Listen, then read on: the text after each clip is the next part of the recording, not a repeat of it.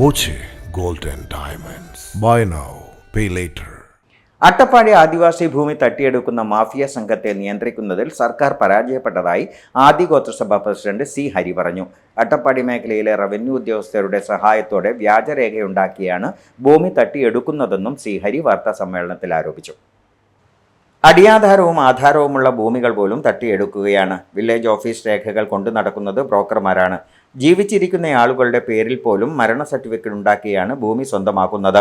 പരാതി നൽകിയാൽ പരാതി നൽകുന്നവർ പ്രതിയാവുന്ന സ്ഥിതിയാണ്.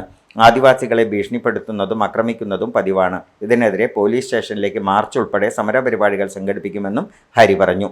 അട്ടപ്പാടി മേഖലാ പ്രസിഡന്റ് കെ കൃഷ്ണൻകുട്ടി, ആർ ചന്ദ്രൻ, കെ ലിങ്കൻ, വി ശിവൻ എന്നിവരും വാർത്താസമ്മേളനത്തിൽ പങ്കെടുത്തു. Time kids pre school, Mannannur road, Vaniyamkulam. Dot view news. കാഴ്ചകളാണ് ലോകം, കണ്ടു തുടങ്ങുക.